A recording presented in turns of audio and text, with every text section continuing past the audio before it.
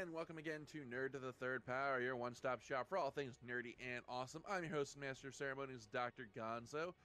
With me as always is EpiQuest of Awesomeness, and looking a little green around the gills is our resident anime goddess, the cat. Cat, what's up? Hi everybody. I have a sinus infection that won't go away after antibiotics. And work is really stressful, so I'm very tired. I would like the sleeps, please. Many, many sleeps. And on the opposite end of the spectrum, full of vim and vigor and excitement, is Mike the Birdman. Mike, how you doing? I'm fucking awesome, man. I am feeling particularly good tonight. I took some of my pain medication because sitting on your butt all day when you literally can't do anything sucks. So it's been an interesting afternoon. It's a good time. Share. Oh, Sharing I is so caring. would.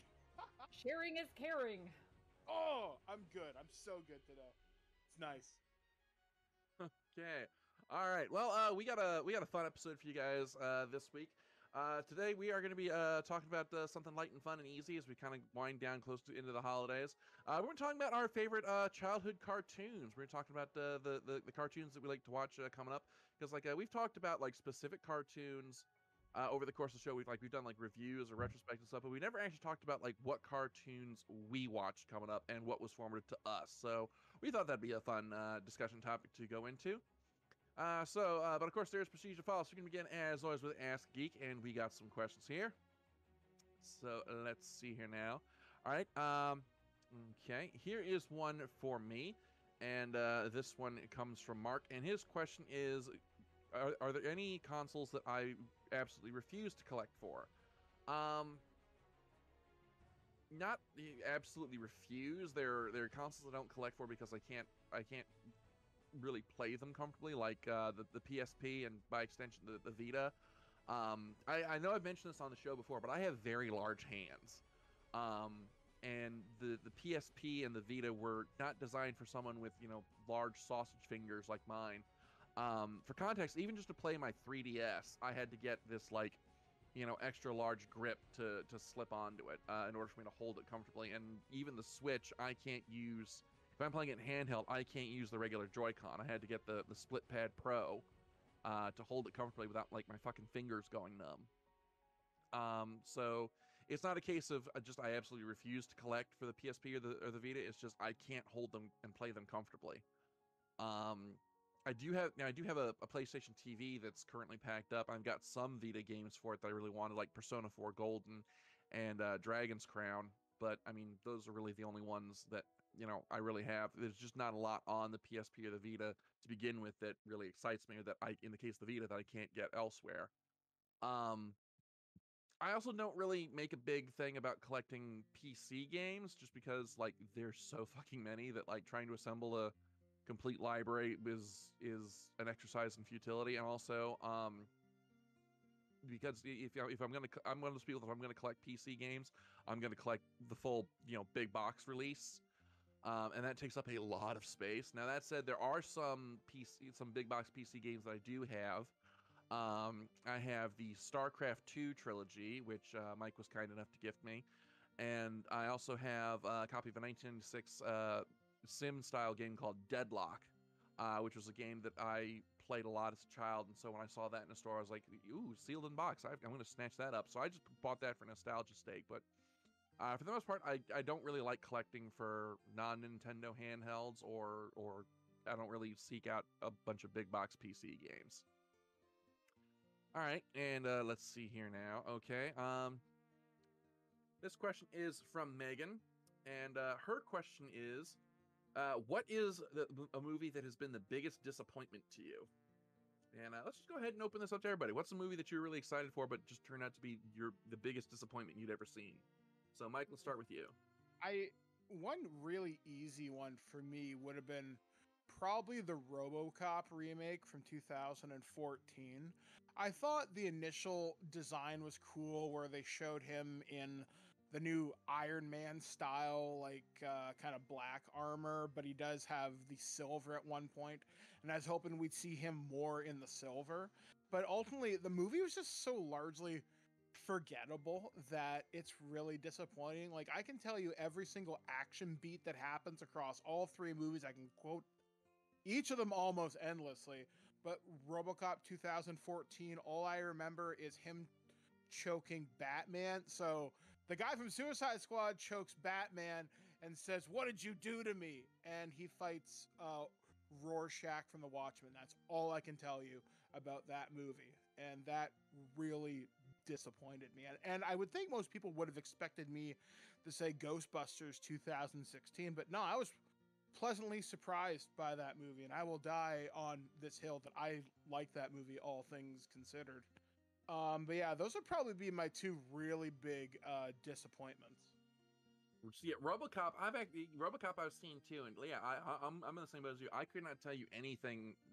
Searching through my memory, I could not tell you anything that happens in that movie, except for the scene where Murphy wants to see like the extent of the damage that's done to him, and they just strip away all the RoboCop parts piece by piece until he's just like a head and a pair of lungs, and he's just freaking out. Oh my God, there's nothing left.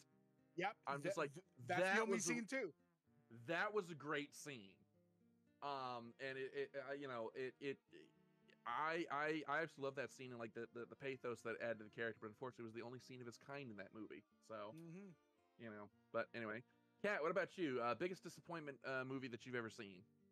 Oh my God. I guess I'd probably have to go with the Pirates of the Caribbean on Stranger Tides. It's the fourth one, right? Yeah. Yeah, the fourth one. Because one, by then the Pirates of the Caribbean franchise was so tired. Like it was really good for one movie, and the second movie was pretty good. And then by the time you get to the third movie, you are just sick to fucking death of Johnny Depping all over the screen. Like, being weird is not does not a movie make. Fear and Loathing in Las Vegas would disagree with you, but that's a discussion for another table. Yeah, but that's not doing the same thing for 3 movies. And then they made a fourth one.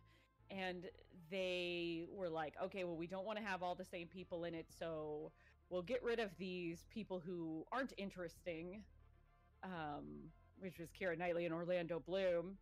And then all the chemistry died. Because these characters actually had chemistry with one another. So these 3 actors had interesting chemistry with one another. And they took those 2 out, and then the whole movie is just like, every single thing is so forced. It's just boring. Like, none of the new characters are interesting. None of them have, like, the charm that any of the other characters had. And it's just not good all around not good. There's a lot of suspension of disbelief that you're like, okay, well, as the movies had gotten progressively dumber, my suspension of disbelief had just gotten less and less. So by the time the last one comes around, you're like, I don't believe that any of this could have happened. Like, you can have like zombie pirates. You can sell me on that. But you can't sell me on what's her face pretending to be Johnny Depp for a whole however long she did it for. It's like, no, nobody would buy that. Nobody would buy that. Like, it's just a bad film. And every time they kick around the idea of doing more, like, I just want to shake somebody and say, like, they weren't that good, you guys. There was one that was that good. None were worth doing literally more films. It's sort of like Jaws, but on a different spectrum. Don't you wish, Kat? You only needed one. You don't need the rest. Don't you wish, Kat, you had the power to become invisible, and then in these huge executive meetings with all these powerful people, you have a squirt bottle, and whenever somebody brings up this movie, just squirt, squirt, squirt, and they don't know where it's coming from. You are the bane of the Disney executive offices. Whenever a bad idea comes up, you are there. Yeah, basically that. You just want to go, stop, stop. And you just like whisper in their ear, and maybe they'll think it's their own conscience telling them to stop. Not that I believe anybody at Disney has a conscience, but still, like, somebody just needs to say, like, this actually isn't going to make that much money, so, you know, your baseline isn't even that strong. Okay. Well, I've got a couple, both of which we've actually covered on the show. So I've said before that one of my perpetual disappointments is video game movies, and probably my biggest was the Ratchet and Clank movie, which Kat will tell you, like when that was announced, I was like so excited because it was a video game movie that was actually about the game world and the game characters, and this is the one that really got me excited. They actually got the voice actors from the games to play their roles in the film. I was like, yes, this is everything I want from a video game movie. And then Ratchet and Clank wind up being guest stars in their own movie, and I was like, really, this is just it was so disappointing because like you had everything, you had all the building blocks right there for a great family film, and you wind up screwing it up with celebrity guest stars. Um, the other big disappointment was Hitman Agent 47, which I was really excited about because I'm a huge Hitman fan. Like I absolutely love the Hitman series, and as I mentioned in our review of the movie, Hitman has a very specific tone. It's very slow paced, very okay. How's he gonna get him? Sort of feel to it.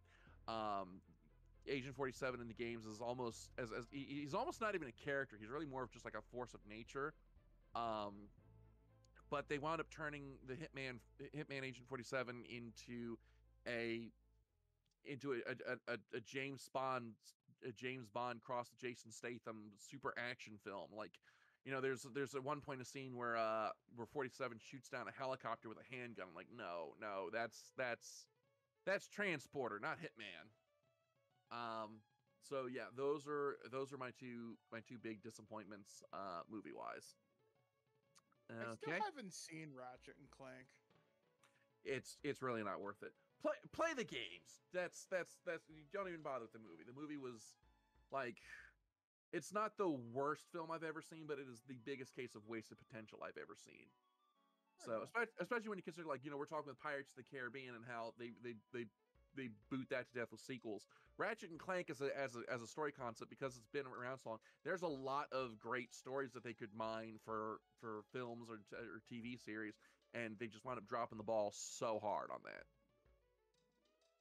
Okay, let's see. Next question here. Ready? And let's see. I had one here for Kat. What did I do with it?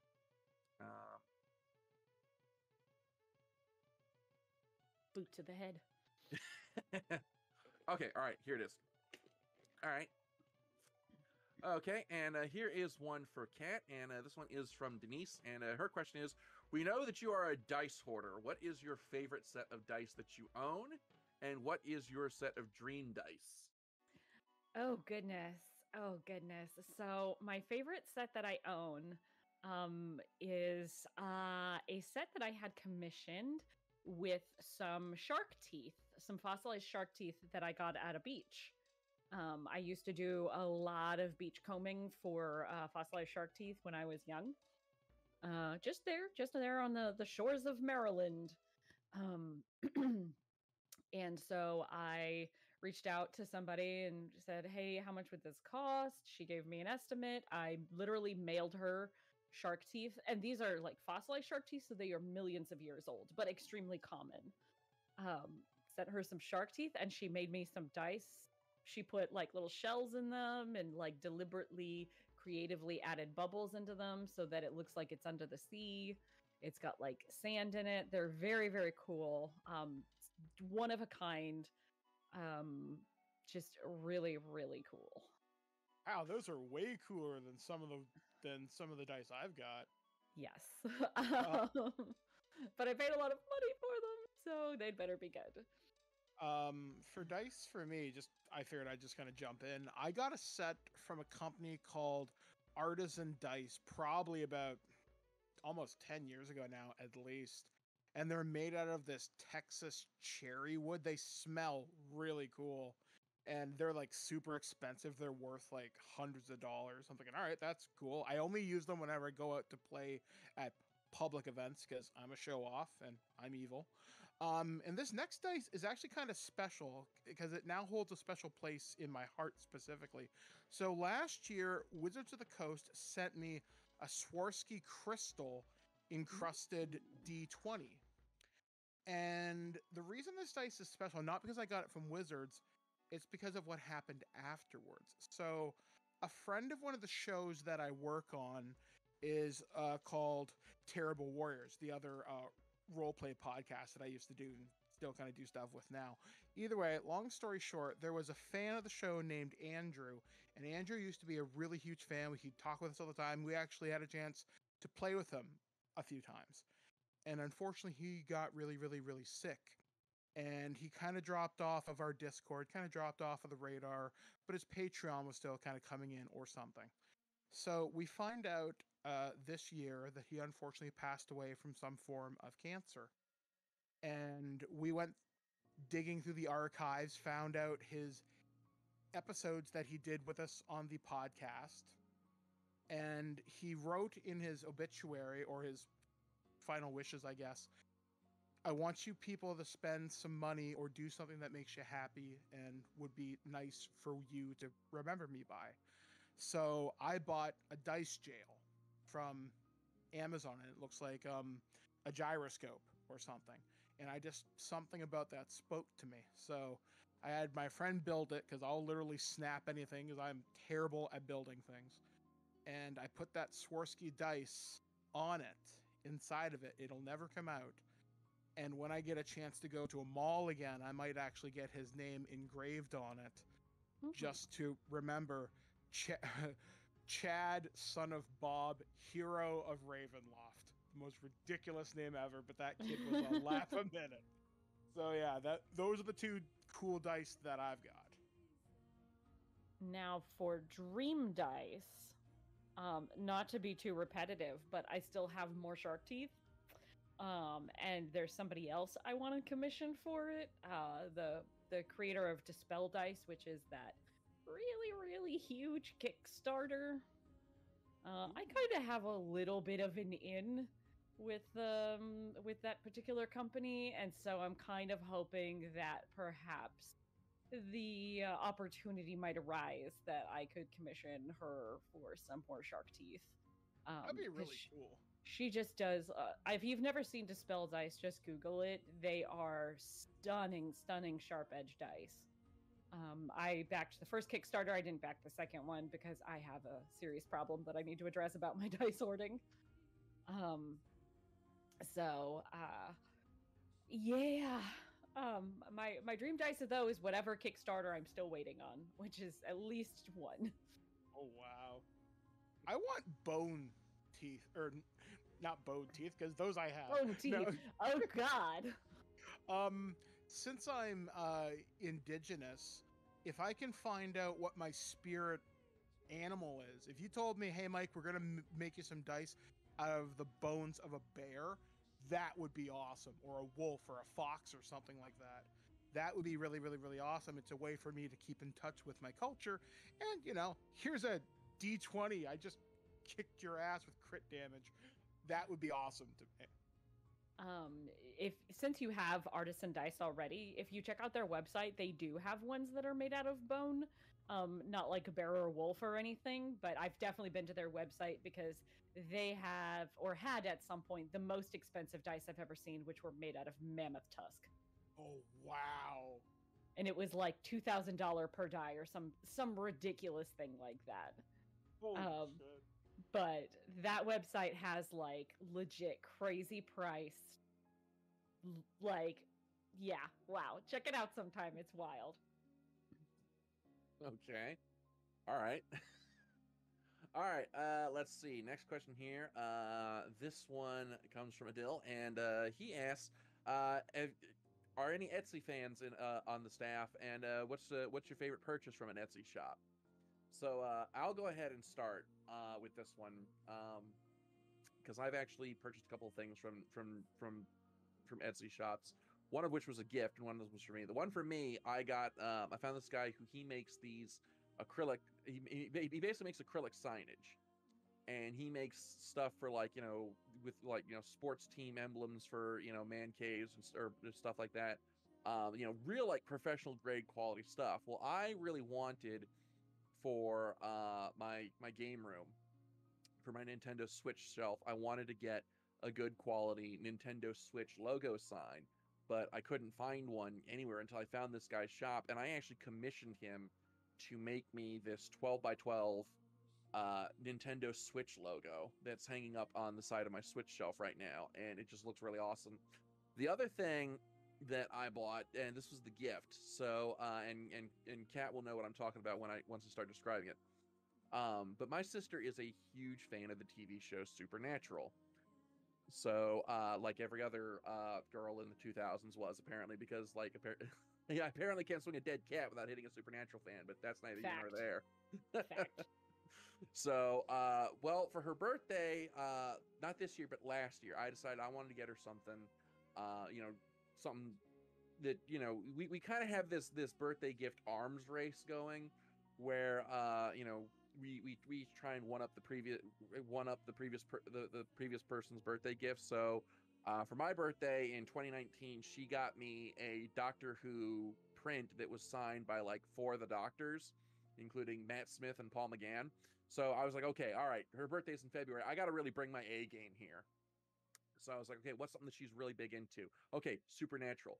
I know shit about Supernatural, so what's something I can get Supernatural related that she'd be really into? So I just, went on Etsy and just typed Supernatural and found this person who made a replica of the Colt, which apparently I don't know the story behind it, but it's this like ornate Colt revolver that apparently can like kill anything in creation. Yeah, it's a cool gun. Yeah. So this person made a replica of a steel machined replica of the Colt revolver with little prop bullets to go with it, and in a nice oak wood case. And I was like, yes, that right there. And she absolutely loved it. She was geeking out about that for a long time after I got that for her. So I'd say those are my two my two big Etsy purchases. I also got most of my dice for our D&D show off of Etsy. There is one thing that I would really love to purchase, but it's really expensive, and I don't have the money for it right now. But I don't know if I've ever mentioned this on the show, but my favorite RPG on the Switch is Xenoblade Chronicles 2. It's my favorite RPG on the Switch. And custom Joy-Cons are a big thing right now. Well, there's this one Etsy shop that I found that does custom Joy-Cons in the colors and design of Pyra and Mithra from Xenoblade Chronicles 2. And I was like, those would look so awesome on my Switch, but they're $250 for a set. I don't have that money right now. So, yeah.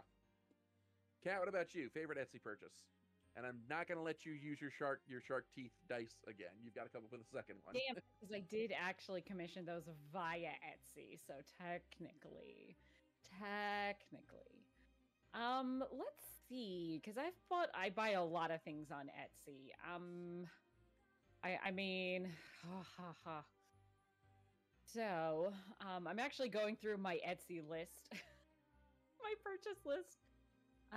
One of the best things I've bought is still dice related. I bought a really big dice bag, like one of the mega fucking huge dice bags with sectioned pockets. The outside is black and it's made to look like it's got like sort of a textured pattern to it. It makes it look like crocodile scales or something along those lines. And then the interior is Beauty and the Beast fabric. And it holds all of my dice somehow. Well, not all of my dice, because some of my dice come in special boxes. But kind of once I fill that up, that's it for me. But that's going to be one of my most favorite recent purchases. But I do buy a lot on Etsy because I work in a hospital. And I have to wear a scrub cap every day, all day at work. And there's a lady who makes scrub caps at work and sells them for pretty cheap, but not in as many interesting fabrics as I would like. So I go on to Etsy every couple of months and buy myself a couple more scrub caps. So I have like ones with donuts and planets, and I bought some Halloween ones that I was just wearing. But yeah, I think my favorite purchase is indeed that dice bag, since it's certainly one of the most useful things I've bought on there. Okay. Mike, what about you? Any Etsy purchases you'd like to talk about? Yeah, I've got two, kind of like one that was for me, and then one that was a gift for someone. The one that was for me, this was just a little bit before Etsy, but they had a shop.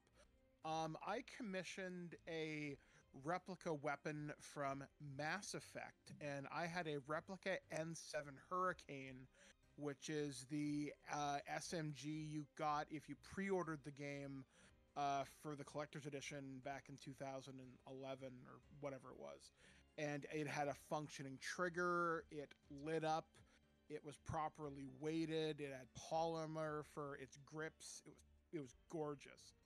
And it was stolen from me at a convention one year, and it was signed by Mark Meer, who's Commander Shepard and a personal friend of mine. So I had another one commissioned for me, and then that one I had to sell when I had to buy one of my wheelchairs or one of my assistive devices. But the one gift I actually bought this afternoon, a friend of mine is a pretty popular Twitch streamer, and I know her family and I know her sister. And she took a picture a few weeks ago at an astronaut exhibit somewhere in Edmonton, I think. And this person has always had an interest in space. So I had a Canadian Space Agency official mission patch patterned after Commander Hadfield, who's the astronaut who sings in space, and it says her last name. So unofficially, she's part of the Canadian Space Agency, and I've actually reached out to several real astronauts to see if they'll write her a letter for Christmas, just to encourage her to keep pursuing science if that's what she wants to do, but always keep that curiosity going. But yeah, so I got those patches today, and I should have them ready in a couple of weeks. Okay. There's one more that I want to talk about just because I like the joke that's associated with it. So I commissioned a couple of rings. One that I wear on my index fingers. One is a blue cobalt ring with the logos of each of the franchises that are represented in Super Smash Brothers on it, and the other is a silver tungsten one that just has the Hylian royal family logo and the Triforce alternating. But the joke that I got with it is that, you know, one of the things that always irritates me, it's sort of a social pet peeve of mine. Have you ever worn like a piece of jewelry or something out and people look at it and go, wow, you know, that's really cool. Can I see it? And then you go to show it to them. They're like, oh no, can you take it off and hand it to me? You know, well, that shit really fucking irritates me. So the guy that I got these rings made from, he does custom engraves. So I got him to engrave on the inside of each ring, give me back my ring, asshole. So if anybody ever asks me to take off my ring to show it to them, you know, they're going to see that and they're going to, you know, they're gonna, hey man, I warned you, shouldn't have done that. So yeah. All right. And that's all the nerd. Try that again. And we're done early. And that's all the Ask Geek questions that we have for this week. Thank you as always for sending them in. As always, you can send them to us through the email at drgonzo@nerdofthethirdpower.com. Love getting your questions. Love reading them on the air. So get your questions in, and you just might get yours read on the show. All right, and with that, we're going to jump right into our discussion topic, which is our favorite childhood cartoons. Now, we've talked about many cartoons over the course of our time on the show, but we've never actually sat down and talked about which cartoons were our favorites and why. So we thought that it would be fun and just kind of a light and easy topic as we kind of wind down to the end of this year to kind of talk about just our favorite cartoons and, you know, why they resonate so much with us. So, yeah, let's just jump right into it. So, Kat, why don't you go first? Cool. So this was actually one of my suggestion topics, and the reason that I wanted to talk about it is because we do a lot of bitching on this show, like any other podcast. And I really wanted us to talk about things that we truly love, so that we could like kind of end the year after like two kind of long miserable years that the world has had in sort of a positive light by talking about things that we really like. So I wanted to talk today for a cartoon that I loved as a kid, especially a very young kid, was She-Ra, the original series. Now, granted, my childhood was a little bit weird because I lived on a lot of military bases and we didn't have a lot of television, so we were stuck watching a lot of, you know, if we had a VHS of something, we watched that until we moved to the United States again, which didn't happen when I was very young. So we had the tape for I called it the She-Ra movie when I was a kid, but it was like the first episodes of She-Ra were the crossover with He-Man to introduce the character.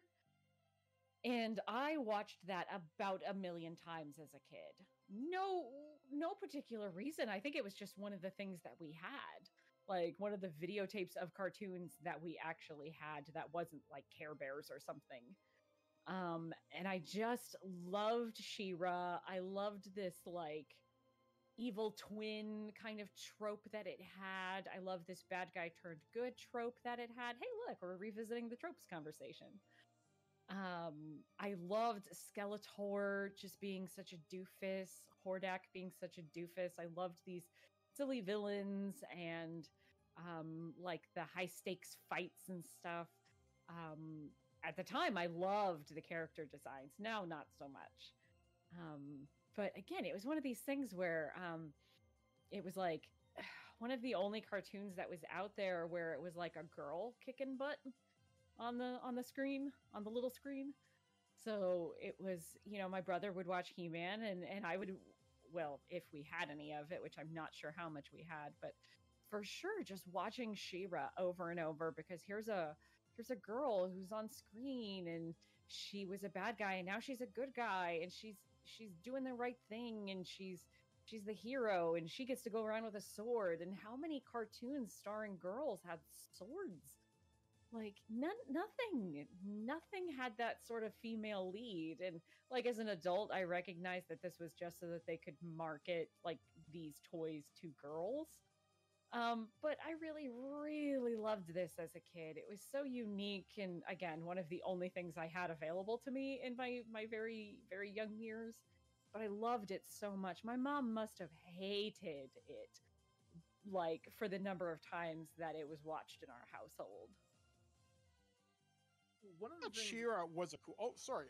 one of the things that I kind of want to swing back on your point about how it was unique, especially when you look at the state of what would be considered girls television in the 80s. Like you said, it was because like you said, this show was meant to sell toys, but it was somewhat unique in that it actually, for its time, it actually told actual stories with character and plot, whereas you look at just about any other girls show in the 80s, especially in the 80s, you look at stuff like, My Little Pony, the Care Bears, or Strawberry Shortcake, where it's just this insipid stuff that really, maybe this is just my perspective as a guy, but I really kind of feel like that it sort of talked down to its intended audience.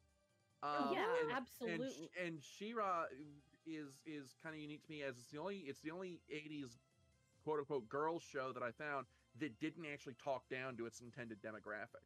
I would say Jem and the Holograms was pretty ahead of its time.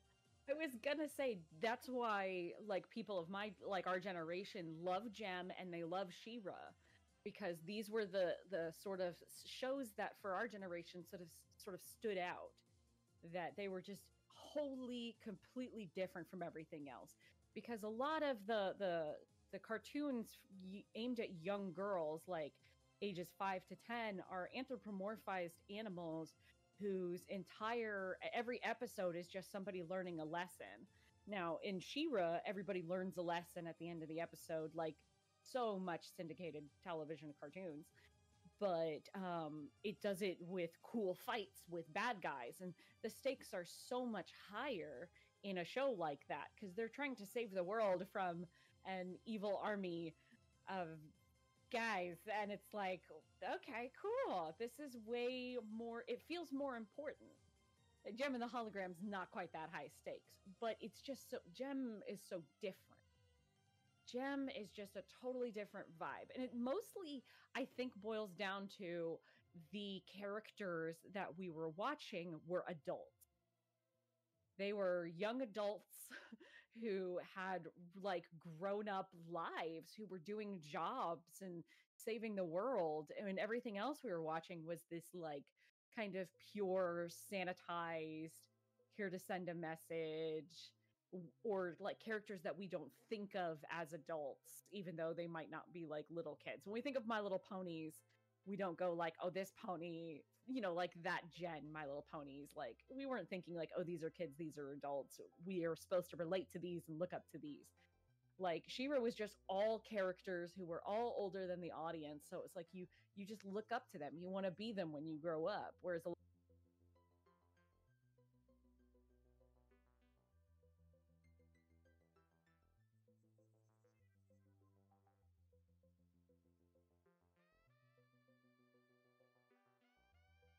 lot of stuff like My Little Pony, you learn a good lesson at the end of the day. Whereas like She-Ra, we want to idolize because we want to get that toy. Like, that's what they wanted to do, but it worked. And I still like, I've rewatched a lot of She-Ra, and it's real bad, guys. It's real bad, but I still will always have this place in my heart for it, no matter what.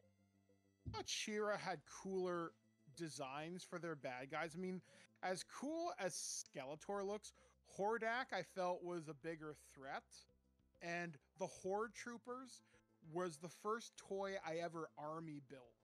Like, I would go to the store looking for Horde Troopers because She-Ra toys looked cooler in that regard. I think I had She-Ra, I had Bo, I can't remember the horse's name, the Pegasus. Swiftwind. Yeah, I had him, and obviously I had Hordak, the suction cup dude, and a bunch of Horde Troopers. Yeah. And She-Ra also had a pretty bitchin' theme song. Yes, she did. Yeah, so that show was awesome. Filmation did a wonderful job with it, and it did raise the bar for children's television for young girls, because outside of that, the only other cartoon I can think that was aimed at girls at the time outside of Gem, there was a show, this was like late 70s, it was called Goldie Gold, and it's holy shit, it is something else. Well, so yeah. we're getting kind of sidetracked. Yeah. So But anyway, go on. I'm done. So yeah, that's the cartoon I wanted to talk about, because it's even relevant today with the new She-Ra series that came out, and how that is kind of like raising its own bar for a new generation. Our bar was not very high back in the the late 80s and the mid to late 80s and the early 90s. The bar was not very high. Like, because there was so little. I mean, there was tons of cartoons out there, but not very much quality.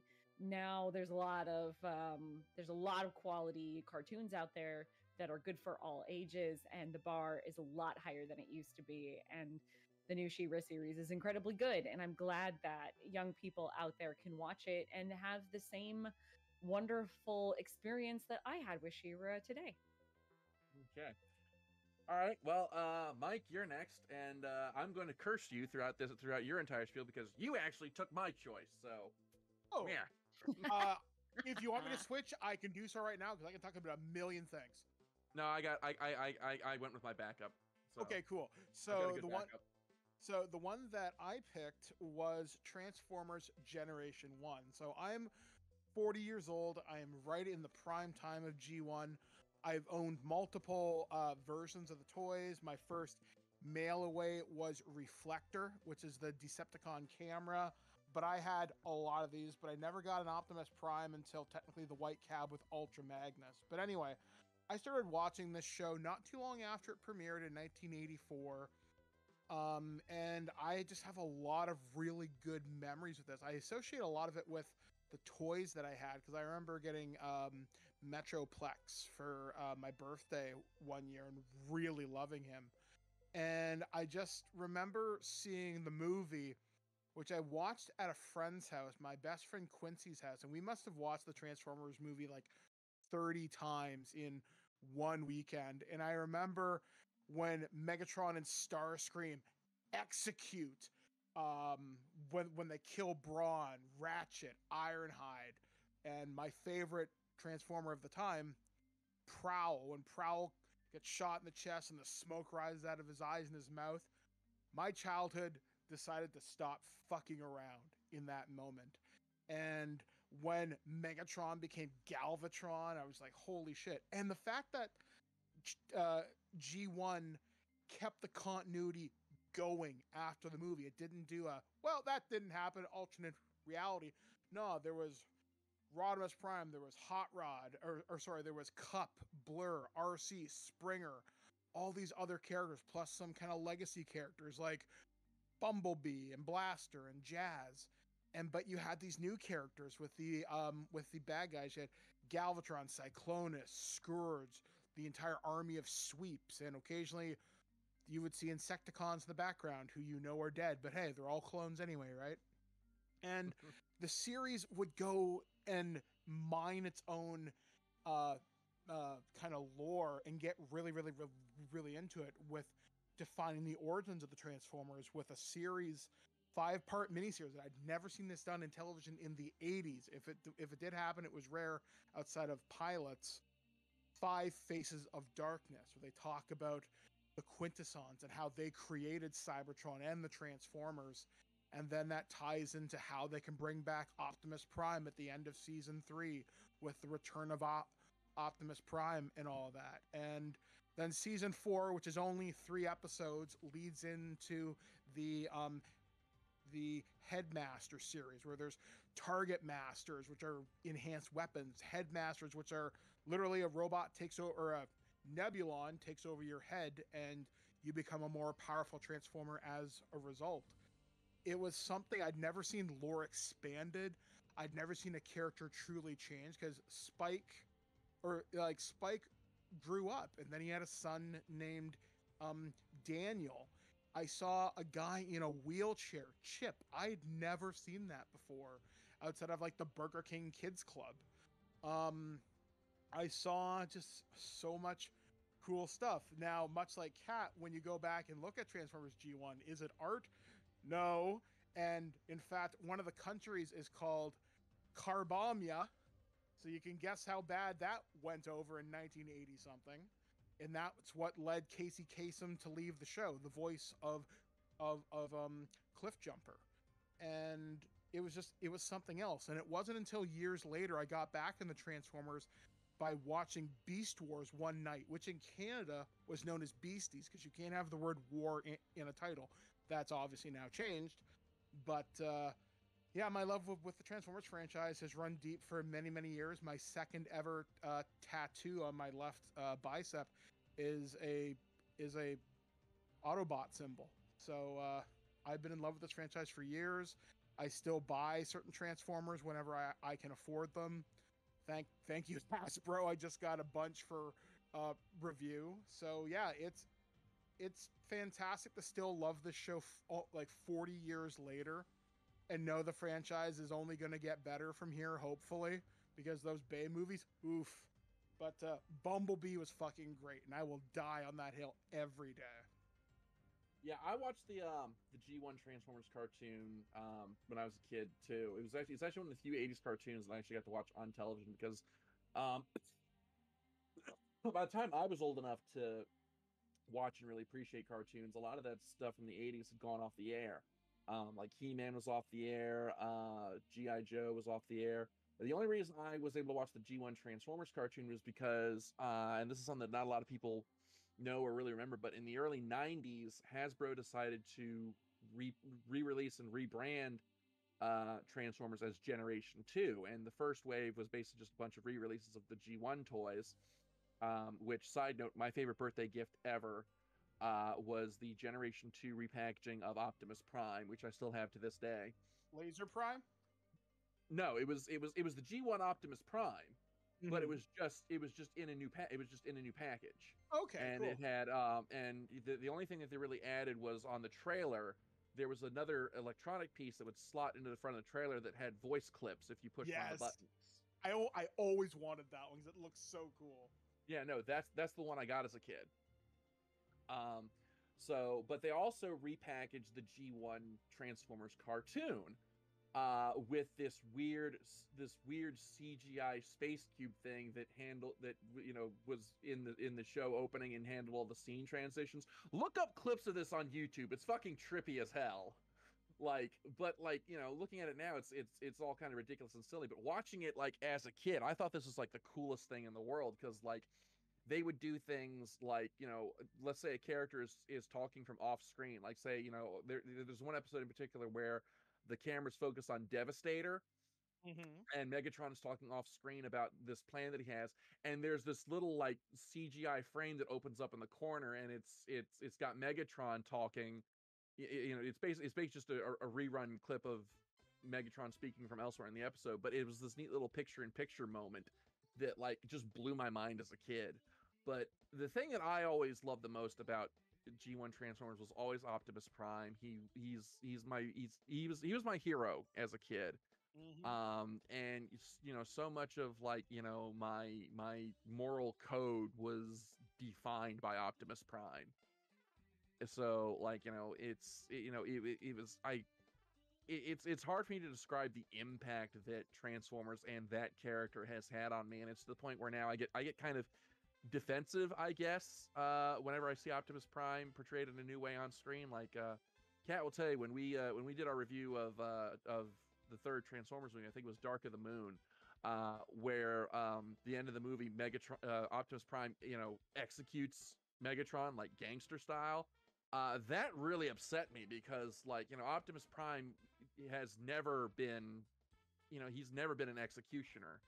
That's not who he is. That's not the kind of bot that he is. And then with the fourth film where he kills the main human villain, he just leans over and pops him. That was the point where I punched out of the Bay movies. I was like, that's it. No, I'm not watching these anymore. They're doing my man Prime dirty. That was the only time in a theater where I didn't mean for it to come out as loud as it did, but I threw up my hands and went, "What the fuck?" when he killed that guy. And the theater had a really good laugh at that. Yeah. I nerd raged. Forgot about that. So yeah, but the other cartoon that was really formative for me growing up was the 1992 Batman the Animated Series, which, like, God, where do you even begin with how impactful this cartoon was? Not just like on its own, but the legacy that it has that we're still feeling like even to this day. So like for context, like the previous Batman cartoons, had been the Filmation like Super Friends stuff that was all very kind of, cheesy and, kind of taking its cues from the Adam West series. So 1992, Frank Miller's Dark Knight Returns had just finished. You had the first two Michael Keaton Batman movies. So Batman was kind of starting to take more of a serious turn. And then you had Batman the Animated Series come out. And prior to this, I had just watched, the only Batman that I'd really watched was the Adam West show. I watched that with my dad in reruns. So the hang on a second. I need to silence Facebook because my girlfriend is messaging me. Hang on, let me just.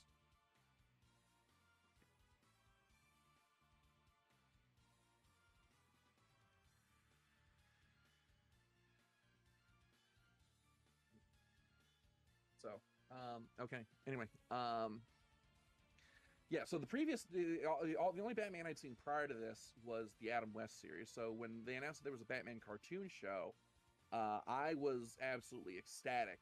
Because it was new Batman stories. Now, like, I hadn't read any of the comics at this point, so I didn't. I was kind of expecting more of the Adam West style stuff.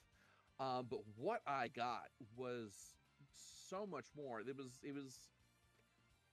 It's kind of like going back to what we said earlier about She-Ra. It was a show that didn't talk down to its audience. It was a show that presented, serious Batman stories and trusted its audience to be able to follow along and find enjoyment in these stories. And it was so successful at it that for a time, this cartoon was actually shown on prime time.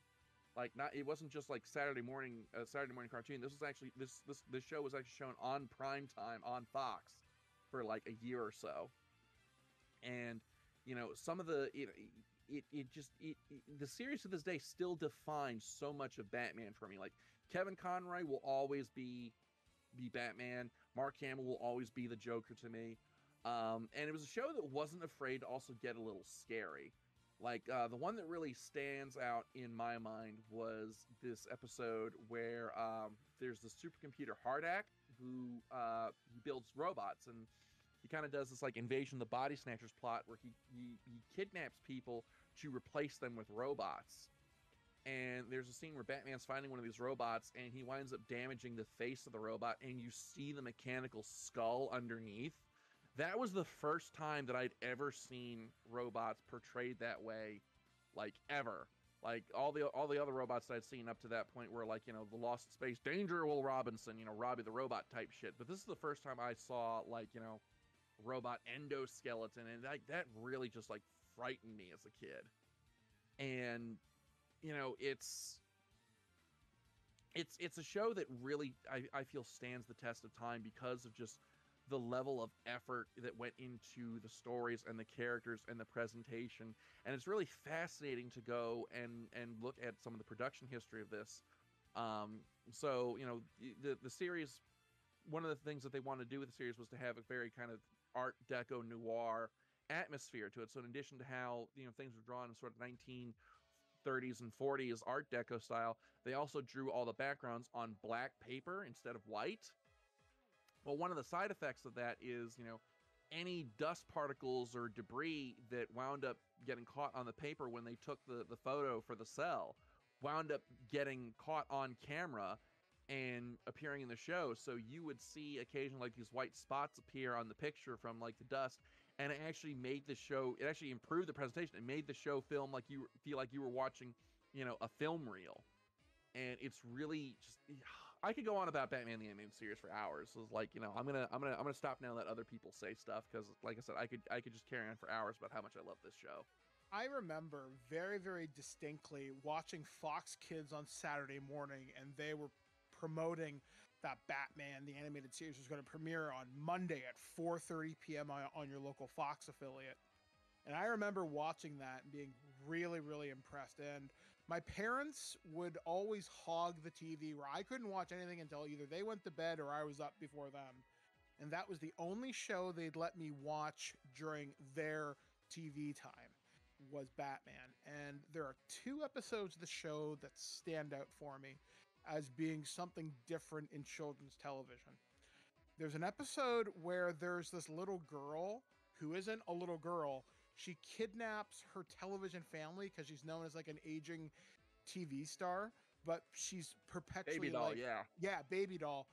And when she hugs Batman and says, "I don't want to do this anymore, I just want to grow up," that broke my heart as a child. And I just remember thinking, I've never considered that veil of storytelling. I think this is only a brief scene. I don't know whether it came from the animated series or Justice League, which came afterwards. It's where this little girl is given powers and she works for the Royal Flush Gang, but she's gonna die. And Batman and her. Yeah, I know the episode you're talking about. That's Epilogue, and that's from Justice League. Yeah. And yeah, she had that you're talking about Ace, who was the result of a genetic experiment that gave her psionic powers, but the powers were killing her. And yeah, she knows that her death is coming, and she's instead of causing hell for her last moment, she just says to Batman, just, you know, "Would you sit with me? I'm scared." And Batman just sits with her and holds her hand until she passes away. Yeah. But like, that's the kind, you know, even though that's kind of that's a different series, but yeah, that's the kind of writing and emotional pathos that started with Batman the Animated Series. One of my favorite moments in the series, on a similar vein, was there's a 2-parter called Robin's Reckoning. And it's in the plot of that episode, Robin has tracked down Tony Zuko, the guy who wound up killing his parents, the Flying Graysons. Which, by the way, the Graysons' death scene where they're on the trapeze and they swing out of camera, and then the only thing that you see is the cut rope swinging back into frame. That still gives me chills to this day. But there's a scene at the end of that 2-parter where after Zuko gets arrested and Robin is just chewing Batman's ass out because Batman wouldn't let him work on this case, even though it was so personal to him and so important to Robin. And Batman's like, "Look, the reason why I kept you out of this wasn't because I didn't trust you. I didn't think you could do it, but it's because, Zuko took so much away from you that I was scared to death that he would take you too.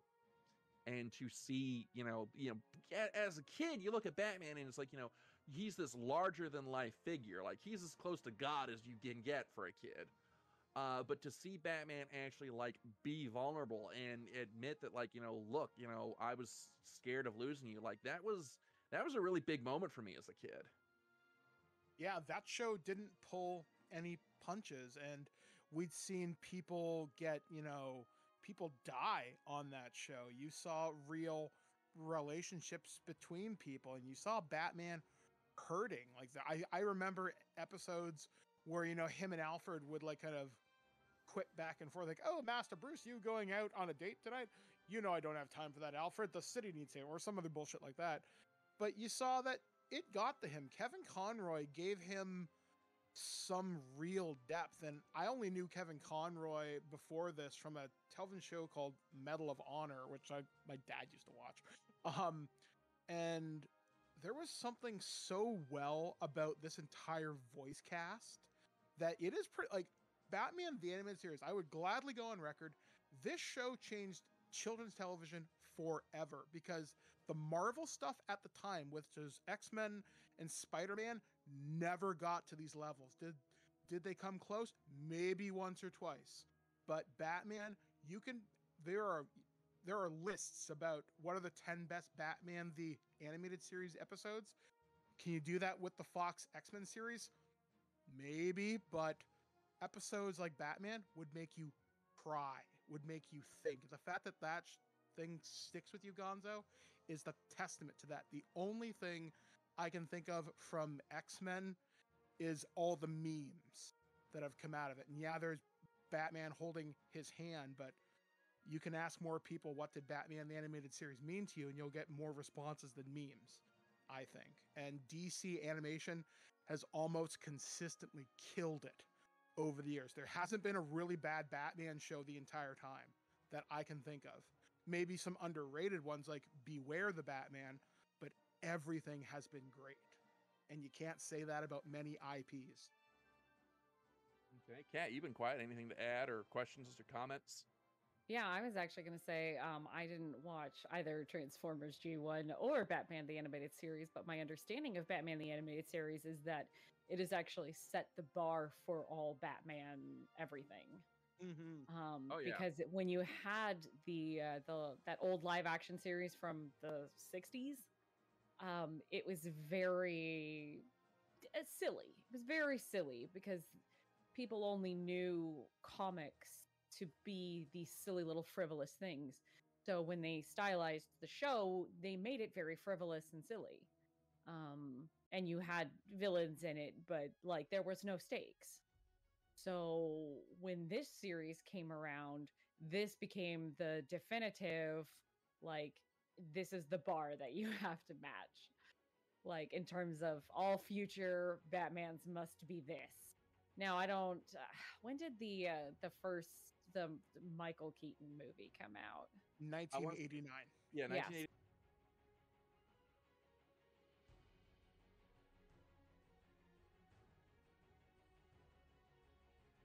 So that one's a little together set the bar for Batman, because what Bat fans wanted was that TV series. That's what everybody who loved Batman had been watching this cartoon and was like, this is it. This is what I want. You want that in depth. You want these bombastic villains.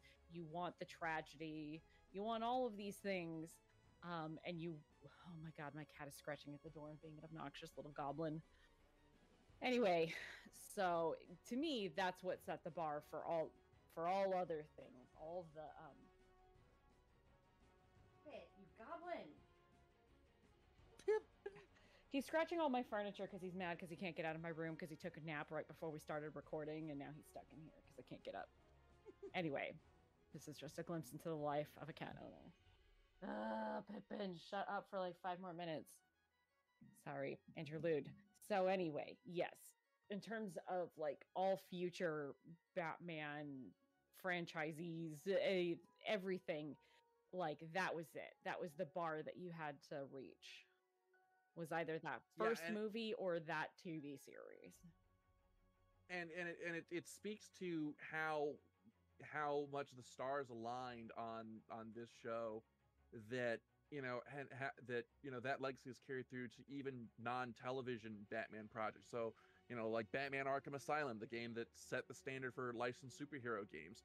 What did they do? They brought back Kevin Conroy as Batman, Mark Hamill as the Joker, and had the story written by Paul Dini, who wrote most of the really great episodes of the animated series. So it says something that, like, that to the staying power of this show and the legacy that it has, that we're still kind of going back to that well. Oh, here we are, almost 30 years later.